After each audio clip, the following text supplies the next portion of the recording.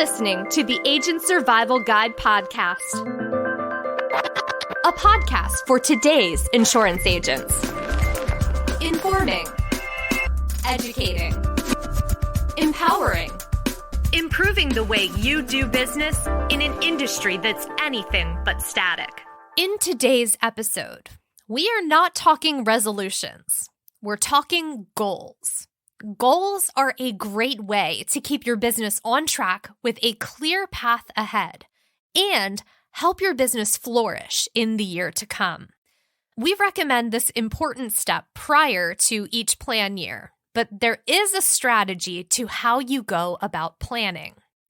How to Successfully Set SMART Goals, written by Lauren Hayden.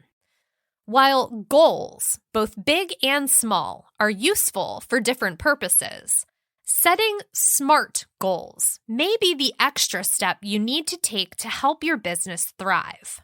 What are SMART goals? To be considered a SMART goal, it must fit the following criteria: specific, measurable, achievable, relative, and timely. We will show you how this pertains to you as an insurance agent and how setting them can take your business from mediocre to booming. Let's jump into the foundations of SMART goals in more detail. Be specific. A goal that is too large or too broad may seem difficult to achieve. While we want to encourage agents to dream big, setting specific goals to propel you forward will be more effective. When trying to specify your goal, see if you can answer these 5 questions. What do I want to accomplish? Why is this goal important? Who is involved? Where is it located? Which resources or limits are involved? Let's say your goal is to build client loyalty. Define what you need to do to accomplish that, what additional resources you may need, and why you want to reach this goal. For example, you could make the goal of wishing each of your clients a happy birthday when the time comes, which will make them feel connected, appreciated, and more likely to choose you as their agent again in the future. By having specific answers to those 5 questions, your goal will be more clearly defined and therefore more attainable. That way, you won't feel like your goal lacks direction or purpose. Make it measurable. Being able to measure your goal comes with similar benefits as specificity, such as providing you with an objective. One of the great reasons measuring your goal comes in handy is because you will be able to clearly track your progress. When making sure your goal is measurable, think in terms of how many or how much, and the indicator you'd like to use to quantify your progress. You could say, this month I'd like to submit 20 applications. A good way of breaking that down could be 5 applications per week. You could go a step even further and say you want to submit 1 application per business day. Breaking a goal down into measurable, trackable sections helps you hold yourself accountable and know where you want to be each day, each week, month to achieve your goal. And speaking of that, keep it achievable. One way to make a goal feel achievable is to consider if it's realistic. Contemplate if you have the necessary resources to achieve the goal you have in mind. Has it been done before? Or is it completely out of reach? Going back to our previous example, it would be unrealistic to want to submit 2,000 applications in a month. Now, you can make this goal measurable. It would break down to about 66 applications per day. While that goal is quite ambitious, to achieve it every day, over and over, would most likely lead to burnout. We want you to be the best agent you can possibly be, but it's important to take care of yourself and know what you are physically capable of doing. Stay relevant. Making sure your goal is relevant means that it has to have meaning to you.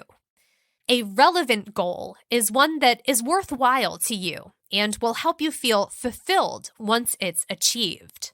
It can also be related to your personal or professional growth.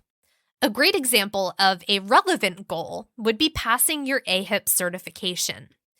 You need your AHIP certification to sell most Medicare Advantage or prescription drug plans to clients during AEP. Without it, you'd be selling yourself short because it would limit the plans you're allowed to sell. Obtaining your certification would make you a more versatile and educated agent, something clients love to see. Make it timely. When considering if a goal is timely, think to yourself, does it make sense for me to do this now? If the answer is yes, proceed. If not, maybe rethink and rework the goal you had in mind. In the same way that you can quantify your goal in numbers, you can also have a start and end date to keep you on track. Going back to AHIP certification, most carriers have a deadline for when you must complete and pass the test. So in that case, the deadline has been decided for you.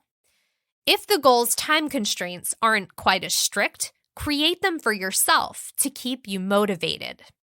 Say you want to set up a fully equipped home office. You could say, by next week, I want to have a printer set up and working.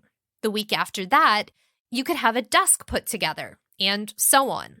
Breaking down your goal into smaller, time-bound sections will make it seem less daunting and more realistically achievable. And it's okay if not every single goal you set for yourself checks all of these boxes. Setting goals can be kind of intimidating, especially if you put a lot of pressure on yourself to accomplish them. But by following these guidelines and asking yourself the right questions, we believe you can reach the goals you want to achieve. And it never hurts to have a great FMO like Ritter Insurance Marketing in your corner. And registering with us is completely free. We're here to help you fulfill your goals and provide guidance every step of the way. Thank you so much for listening. We hope this episode will help you achieve your SMART goals now and in the future. If you like what you heard here today, please follow along wherever you get your podcasts. That way, we will see you next episode. The Agent Survival Guide podcast is a production of Ritter Insurance Marketing, an integrity company. This episode was written by Lauren Hayden. Script adaptation by Tina Lamoureux. Recording and production by me, Sarah Ruppel. Podcast design by Urban Rivera. Artwork by Vivian Zhao. Follow along with our show wherever you like to listen.